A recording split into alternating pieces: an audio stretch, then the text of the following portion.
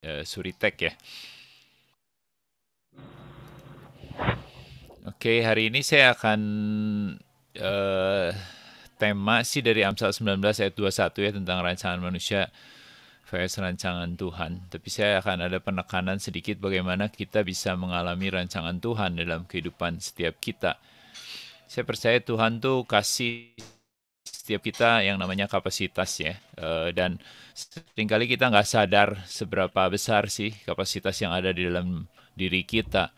Sampai suatu saat mungkin Tuhan panggil kita, mungkin Tuhan taruhkan sesuatu dalam kehidupan kita sehingga kita harus mengeluarkan kapasitas yang lebih.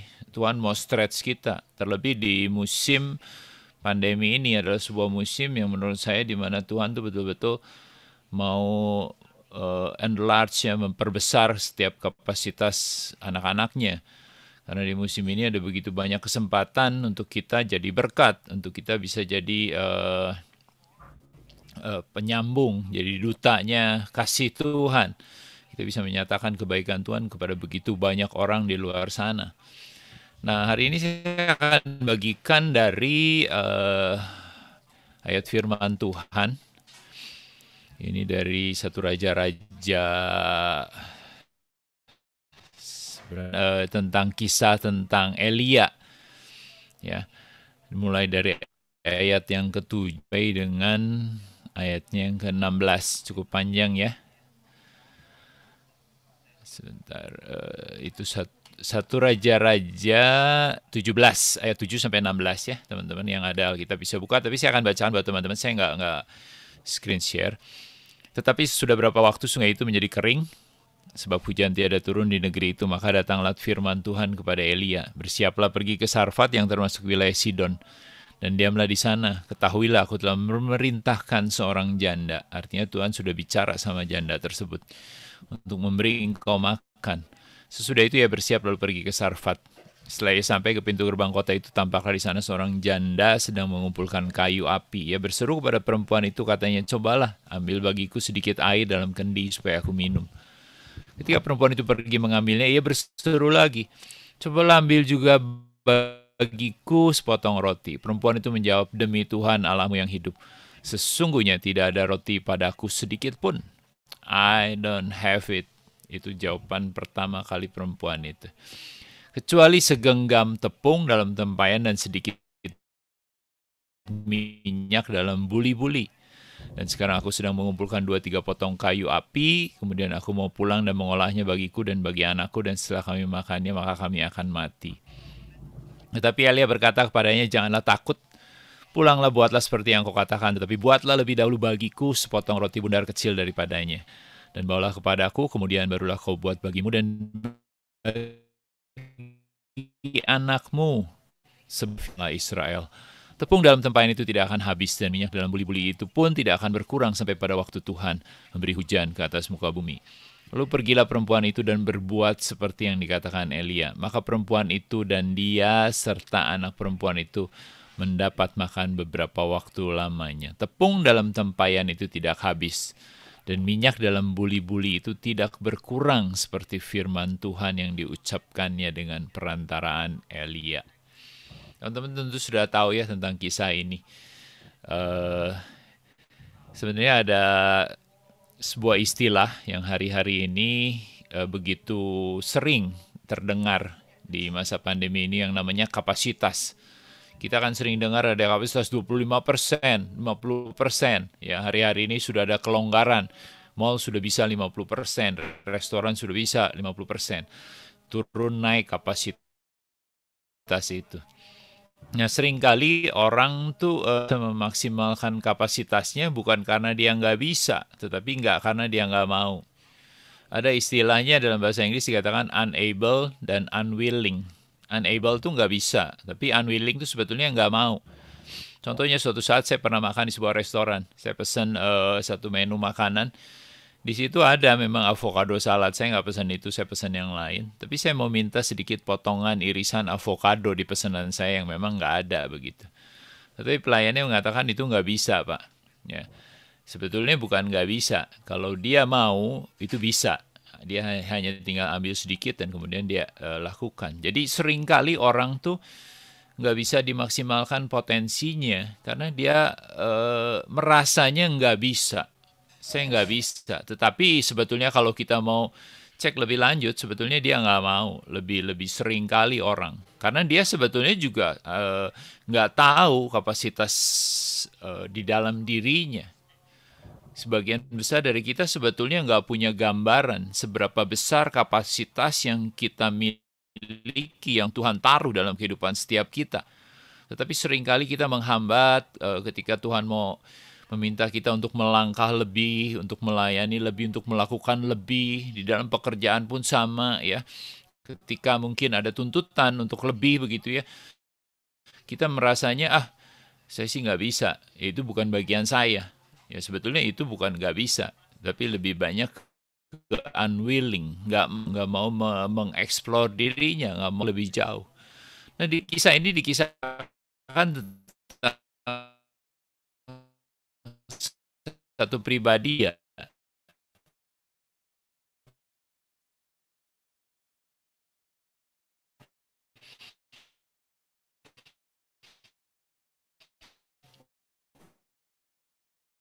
Dan kalau Elia itu tiba-tiba aja muncul untuk menyatakan pesan-pesannya, nubuatan-nubuatan yang Tuhan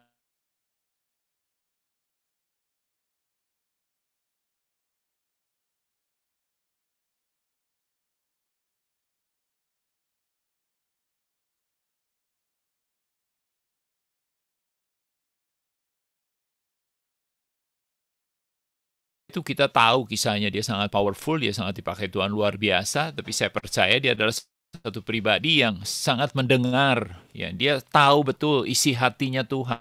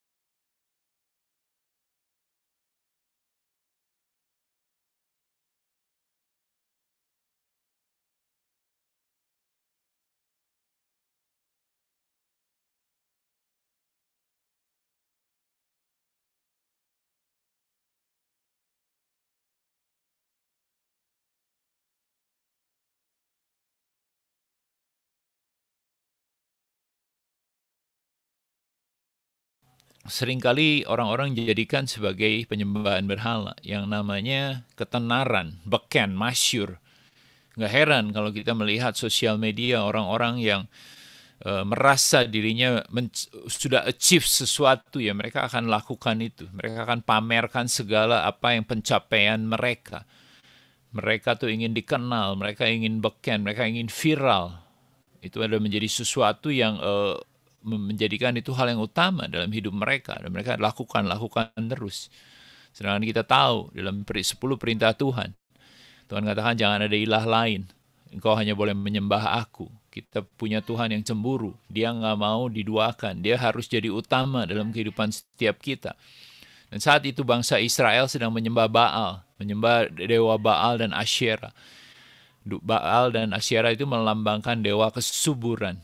Jadi ketika bangsa Israel betul-betul menyembah berhala, dewa kesuburan itu, Tuhan tantang mereka. Kamu pikir Baal yang kirim hujan, yang buat kesubur tanah ini?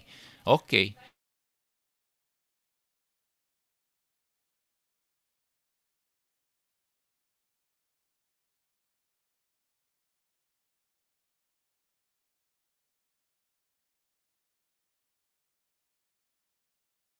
Your idol until it is gone in your life. Ya.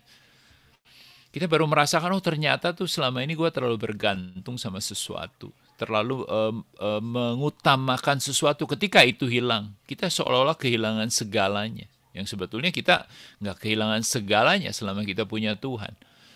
Itu yang pertama, kemasyuran, nama besar. Beken seperti itu, jadi idola hari-hari ini, jadi penyembahan berhala hari-hari ini. Ada juga satu hal lagi yang banyak orang cari, itu namanya kepastian. Orang tuh ingin segala sesuatunya pasti, pengen tahu kapan ini berakhirnya pandemi. Ya, saya harus tahu apa yang terjadi hari-hari ini. Sesuatu harus pasti punya begitu ya. Tetapi kita harus mengerti bahwa sebetulnya yang namanya kepastian itu bisa menghilangkan yang namanya iman dalam hidup kita. Karena iman tuh, definisi iman mengatakan bahwa iman adalah dasar dari segala sesuatu dan bukti dari segala sesuatu yang belum kelihatan. Artinya ada sesuatu yang gak pasti dalam hidup kita, tetapi kita beriman, kita percaya bahwa Tuhan akan melakukan yang terbaik dalam kehidupan setiap kita. Dia punya rancangan yang terbaik buat setiap kita. Rancangan Tuhan dengan rancangan manusia beda. Dia tahu gitu yang terbaik buat setiap kita. Kenapa orang-orang hari-hari ini jadi khawatir, jadi ketakutan? Karena mereka berharap segala sesuatunya jadi pasti. Mereka berharap segala sesuatunya jelas, kelihatan, semuanya serba terang benderang begitu. Tetapi seringkali Tuhan tuh ngomong tuh nggak seperti buka halaman di dalam Alkitab. Karena Alkitab itu sebetulnya ditulis di zaman dulu dalam bentuk gulungan kitab. Ketika dibuka itu di-scroll namanya. Jadi kelihatan tuh sebagian demi sebagian yang Tuhan singkapkan tuh nggak sekaligus satu halaman terbuka penuh. Itu yang sering kali Tuhan lakukan dalam kehidupan kita. Dia nggak ngomong dari A sampai Z sekaligus sama kita. Dia bisa ngomong A dulu. Dia bisa ngomong B dulu. Perlahan-lahan dia buka satu demi satu demi satu. Tujuannya apa teman-teman? Agar kita sungguh-sungguh mempercayai dia. Dia mau dia jadi pribadi yang kita percayai hari-hari ini. Dan kita tahu di kisah ini ya teman-teman, nggak ada hujan 3,5 tahun. Tetapi apa yang Tuhan perintahkan kepada Elia ini yang menarik. Tadi dari pembacaan dari mulai ayat yang ke-7, Elia tuh disuruh pergi ke sungai, ke Sarfat, ke sungai sungai Kerat. Artinya apa? Di tengah kekeringan, di tengah nggak ada hujan, tapi Tuhan masih pelihara umatnya. Dia masih pelihara orang kesayangannya. Dia ditaruh di sungai, teman-teman. Artinya ada sumber air di dalam kehidupan Elia. Sedangkan air adalah sesuatu yang sangat berharga di musim itu. 3,5 tahun Anda bayangkan nggak ada hujan. Kekeringan di mana-mana terjadi, tapi Tuhan tetap pelihara umatnya. Sekalipun di tengah kekeringan dia ditaruh di sungai, dia pergi ke sungai. Artinya Tuhan tuh memperhatikan setiap kita. Dia peduli dengan setiap kita. Dan lain hal yang kedua, selain dia butuh air, Elia juga butuh makan. Dan kita tahu kisahnya. Tuhan kirim burung gagak untuk kirim makanan. Mungkin teman-teman merasa, oh oke, Tetapi kita harus mengerti bahwa burung gagak adalah, kalau di dalam konteks di zaman itu adalah sampai hari ini pun adalah burung yang unclean, bukan burung yang bersih, bukan burung yang menarik secara nampaknya. Kalau saudara searching di Google, dia bentuknya hitam, dia pemakan bangkai seperti itu, burung yang kotor, burung yang dianggap najis di zaman itu. Anda bayangkan ketika ada burung gagak menghampiri Elia, mungkin Elia bisa usir dia karena merasa bahwa ini bukan dari Tuhan. Kok Tuhan kirimnya yang model begini gitu. Nah, ini seringkali terjadi di dalam kehidupan setiap kita. Seringkali kita berpikir penyediaan Tuhan itu di dalam sebuah paket yang sesuai dengan keinginan kita. Tetapi seringkali Tuhan tuh bisa lakukan, dia bisa sediakan kebutuhan kita dalam satu paket yang nggak sesuai dengan apa yang kita inginkan. Nggak apa yang tadi mungkin kita pergumulkan, Tuhan sediakan, tetapi dalam paketnya yang nggak sesuai harapan kita. Itu bisa terjadi. Kita tuh betul-betul punya Tuhan yang luar biasa. Dia nggak terbatas. Dia bisa lakukan dengan cara-cara yang nggak pernah kita pikirkan. Seringkali kita terlalu membatasi Tuhan untuk menyediakan, untuk menolong kita. Bahkan kadang-kadang kita sudah punya polanya gitu. Nah, kalau Tuhan mau tolong aku tuh begini caranya. Caranya begini Tuhan, aku kan seperti ini. Itu rancangan kita, tapi rancangan Tuhan beda. Dia bisa kirim dalam bentuk burung gagak untuk nyediain makanan buat kita. Di dalam kehidupan kita pun sama. Seringkali ada hal-hal kita berharap Tuhan memberkati di musim ini. Benar, Tuhan berkati, tetapi mungkin caranya. Mungkin kita harus melakukan sesuatu yang beda. Mungkin kita bisa pindah kota. Mungkin kita bisa melakukan sebuah pekerjaan, usaha yang baru seperti itu. Kita pengennya usaha ini tetap diberkati di musim ini. Tapi mungkin Tuhan buka jalan dengan sebuah usaha yang baru. Atau hal-hal lain, pembelajaran yang baru begitu. Itu bisa Tuhan sediakan buat setiap kita. Jangan batasi. Kalau kita memperbesar kapasitas kita, kita harus selalu peka, selalu terbuka. Dan jangan pernah memandang remeh hal-hal kecil yang Tuhan bukakan. Never despise the humble beginning dikatakan. Jangan pandang remeh sesuatu yang dimulai dengan kecil hari-hari ini. Karena ada kemungkinan Tuhan mau berkati kita melalui itu. Ya, seringkali kita mengalami hal-hal seperti ini. Yang perlu kita lakukan adalah benar-benar hari-hari ini benar-benar percaya sama Dia. Percaya Tuhan, just to trust Him. Ya. Nggak peduli apapun yang Tuhan bukakan, jalan yang Tuhan lakukan. Percaya, trust Him. Ya, karena kita sungguh-sungguh nggak tahu bagaimana Tuhan bisa mencukupkan, bisa memelihara setiap kita. Dan satu hal saya mau katakan, jangan pernah teman-teman mendefine, ya, mengatakan bahwa pekerjaan saya, usaha saya sebagai sumber dalam kehidupan saya. Itu adalah resource, bukan source. Itu adalah sumber daya yang kita bisa manfaatkan, kita bisa maksimalkan. Tetapi yang jadi source adalah God. Tuhan adalah sumber dalam kehidupan setiap kita. Dialah sumber kehidupan kita.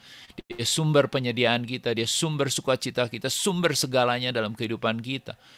Tetapi ketika Dia berikan dalam kehidupan kita, kita bisa kelola dalam bentuk resource itu. Pekerjaan kita adalah resource, usaha kita adalah resource, tetapi sumbernya dari Tuhan semuanya. Dan kita tahu kisah ini, kelanjutannya, bahwa sungai itu pun akhirnya kering. Apa yang Tuhan lakukan setelah Elia melewati tahap sungai kering? Dia diperintahkan untuk pergi ke Sarfat, untuk ketemu seorang janda. Itu juga sebetulnya bukan hal mudah buat Elia. Sarfat adalah pusat penyembahan Baal di zaman tersebut. Dan dia harus mencari seorang janda. Dan kita tahu kisahnya. Tadi saya ketika membacakan firman Tuhan dikatakan, janda ini sudah tahu dia akan didatangi seseorang. Dan artinya Tuhan sudah bicara sama janda ini. Janda ini adalah bukan dari bangsa Israel. Kalau kita mau ngomong di zaman itu adalah bangsa kafir disebutnya. Dia nggak mengenal Tuhan, nggak mengenal Allah. Tetapi hari ini kita bisa melihat bahwa Tuhan tuh bicara bisa sama semua orang. Kita nggak bisa justifikasi, ya, kita nggak bisa menghakimi. Tuhan nggak bicara sama dia karena dia nggak percaya sama Tuhan. Siapa bilang? Firman Tuhan seringkali berkata, Tuhan bisa bicara sama mereka. Dia bisa pakai orang-orang yang nggak satu keyakinan dengan kita untuk bisa jadi memberkati kita dan kita bisa memberkati mereka. Itu yang terjadi dalam kehidupan Elia dan janda ini. Dan kita tahu kisahnya, Elia minta minum, tapi ketika wanita itu mau nyediain minum buat Elia, tapi belum dia beranjak, baru mungkin melangkah beberapa langkah, tiba-tiba Elia udah ngomong lagi, tolong beri dong sedikit roti buat saya. Teman-teman tahu apa yang jadi respon dari perempuan ini? Saya nggak punya. I don't have it. Itu kata-kata yang terungkap dari perempuan itu. Dan seringkali itu juga yang kita katakan ketika Tuhan meminta sesuatu dalam kehidupan kita. Ada sebuah tantangan baru dalam kehidupan kita. Kita selalu ngomong, I don't have it. Tuhan, saya nggak punya. Tuhan, saya nggak punya. Seringkali itu jadi salah satu alasan kenapa kapasitas kita nggak berkembang. Karena kita selalu meresponi dengan mengatakan, saya nggak punya Tuhan. Ya.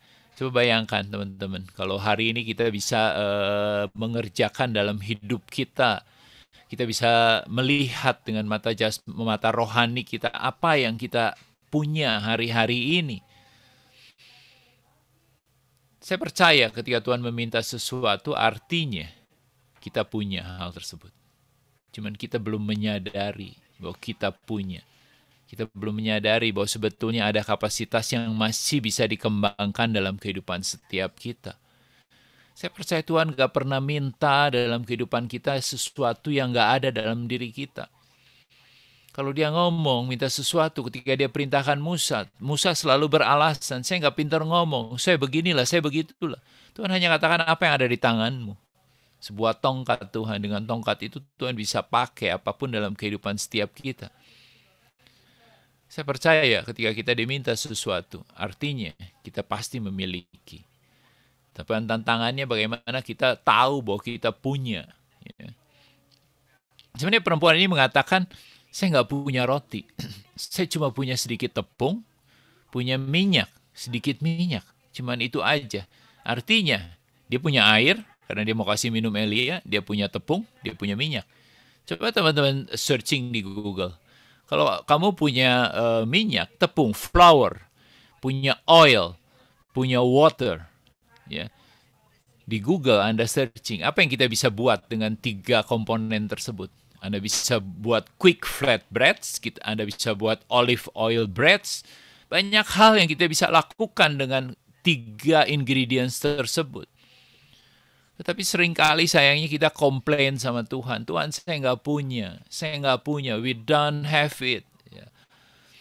Tapi sebetulnya Tuhan sudah kasih dalam bentuk ingredients, dalam bentuk bahan bakunya. Yang harus kita mix, yang harus kita kelola, yang harus kita perlu sedikit kreativitas, perlu sesuatu usaha untuk memaksimalkan kandungan-kandungan yang Tuhan sudah beri dalam kehidupan setiap kita.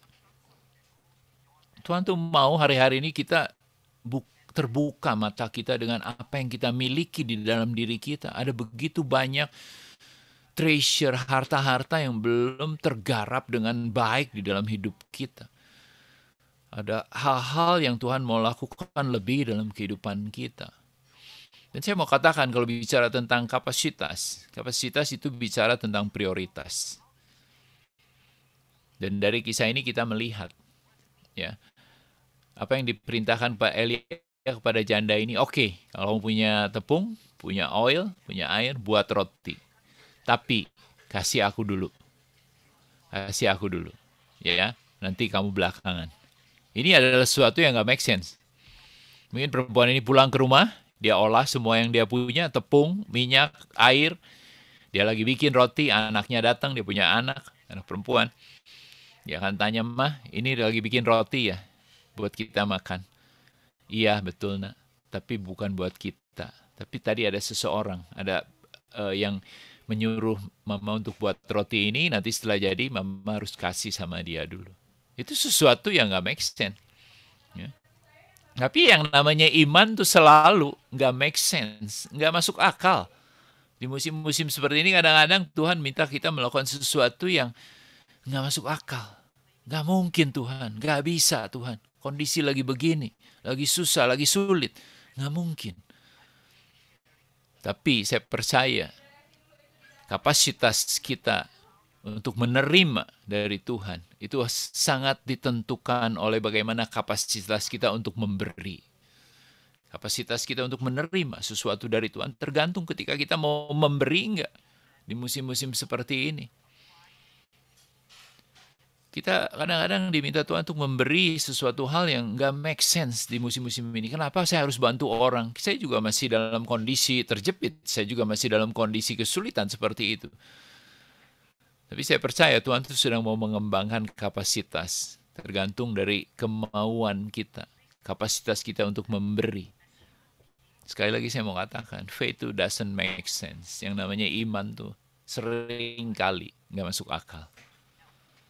Dan saya mau ulang kembali satu kata-kata yang luar biasa dikatakan. Kapasitasmu untuk menerima selalu ditentukan oleh kemauan kamu. Sebesar apa besar kamu mau memberi. Tuhan tuh butuh orang-orang yang sungguh-sungguh mempercayai Dia di musim ini. Untuk dia mau perlebar kapasitasnya, dia maksimalkan kapasitasnya. Tuhan akan tunjukkan seberapa besar kapasitas di dalam setiap kita ketika kita mau sungguh-sungguh memberi di dalam kehidupan setiap kita. Ini bukan bicara tentang memberi uang, bukan hanya sekedar materi. Ada banyak hal yang teman-teman bisa lakukan di musim ini. Anda mungkin sedang stres, Anda mungkin sedang bergumul untuk sesuatu dalam kehidupan Anda. Tapi mungkin Tuhan ingatkan teman Anda. Ya mungkin lagi kesulitan, Anda harus teks mereka. Mungkin Anda harus telepon mereka. Kasih kata-kata penguatan. Bagikan kasih kepada mereka. Firman Tuhan. Kata-kata penghiburan buat mereka. Anda perlu dihibur, tapi Anda perlu menghibur orang lain. Beri kepada orang lain terlebih dahulu. Karena itu yang akan memperbesar bagaimana Anda menerima sesuatu yang baik dari Tuhan. Ketika Anda mau memberi, ketika Anda mau memperhatikan orang lain. Saya percaya Tuhan mau memperbesar kapasitas setiap kita hari-hari ini, di musim yang sulit ini. Dengan tidak hanya kita hanya memperhatikan diri kita sendiri. Tetapi kita tahu bahwa Tuhan sebetulnya sudah taruh banyak hal dalam kehidupan kita. Ada kasih, ada air kehidupan yang mengalir dalam hidup kita. Dan jangan sampai air kehidupan itu berhenti dalam kehidupan setiap kita. Jangan sampai sukacita itu berhenti dalam kehidupan setiap kita. Jangan sampai damai sejahtera yang Tuhan beri itu berhenti dalam kehidupan kita. Bagaimana caranya kita harus membagikan itu, kita harus memberikan itu kepada orang-orang di sekitar kita yang membutuhkan penghiburan, yang membutuhkan kekuatan yang baru dari Tuhan. Saya percaya ketika setiap kita mau melakukan itu, maka setiap kita akan melihat bahwa sebetulnya Tuhan sedang memperbesar kapasitas kita. Dan kau akan menerima apa yang tidak pernah engkau dengar, apa yang tidak pernah timbul di dalam hatimu. Ada apa yang tidak pernah dilihat oleh mata, yang didengar oleh telinga, timbul dalam hatimu. Itu semua disediakan oleh Tuhan untuk orang-orang yang sungguh-sungguh mengasihi Dia. Itu janji Tuhan, itu firman Tuhan katakan seperti itu. Saya percaya teman-teman di sini hari ini juga pasti punya pergumulan, ya. Nggak ada orang yang tanpa pergumulan, saya rasa. Tetapi saya percaya Tuhan mau memperbesar kapasitas kita di musim ini. Mari kembangkan satu sikap untuk mulai peka melihat apa yang Tuhan taruh dalam kehidupan kita. Jangan selalu beralasan, saya nggak punya Tuhan, saya nggak bisa Tuhan. Tapi mulai ketika ada sesuatu yang terjadi dalam kehidupan kita mau belajar. Kita melihat ke dalam diri kita. Sebenarnya Tuhan sudah invest banyak hal dalam kehidupan kita. Dia taruh ingredients yang pas dalam kehidupan kita. Kita ulik, kita olah. Kita mulai memprioritaskan, bukan hanya kehidupan kita, tetapi kita mulai melihat orang-orang di sekitar kita. Orang-orang terdekat kita, apa yang mereka perlukan. Saya percaya ketika di bisnis pun sama. Ketika kita masalah besar orang adalah sebuah opportunity untuk kita bisa jadi solusi buat mereka. Itu yang dilakukan oleh Tokopedia, oleh Gojek. Mereka ada melihat sebuah masalah besar dan mereka memberikan solusi. Ya, Anda jangan pernah memandang remeh suatu hal yang dimulai dari kecil. Ya, kita tahu kisah William Tanuwijaya. Jadi seorang penjaga warnet. Tapi ketika dia melihat problem begitu besar, dia mulai dengan kecil begitu. Tapi hari ini 1% PDB itu berasal dari Tokopedia. Sesuatu yang besar Tuhan bisa lakukan dalam kehidupan setiap kita. Amin. Mari kita tundukkan kepala yuk, kita doa sebentar sebelum kita mengakhiri persekutuan pada siang hari ini. Bapak, kami datang Tuhan dengan segala pergumulan kami datang dengan segala keberadaan kami hari ini Tuhan. Kami percaya Tuhan bahwa Engkau Allah yang tidak terbatas.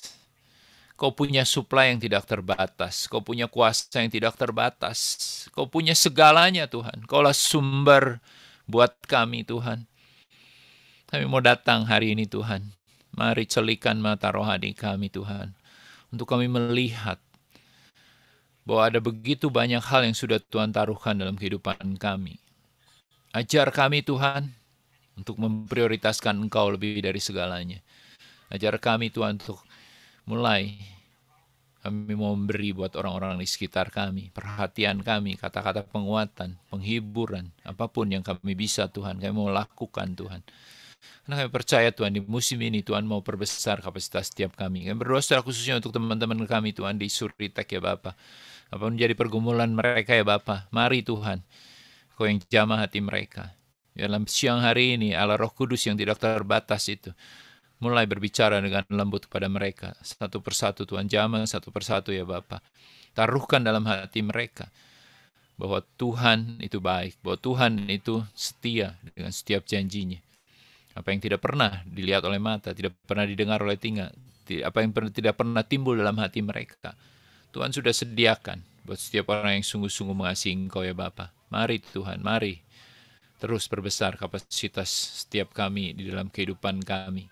Kami mau terus semakin hari menjadi semakin pribadi yang menyenangkan hati Tuhan, pribadi yang dipakai luar biasa oleh Tuhan, di dalam skala apapun Tuhan, dimanapun kami Tuhan tempatkan.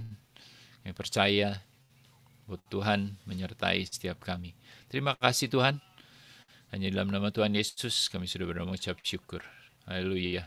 Amin. Amin. Oke.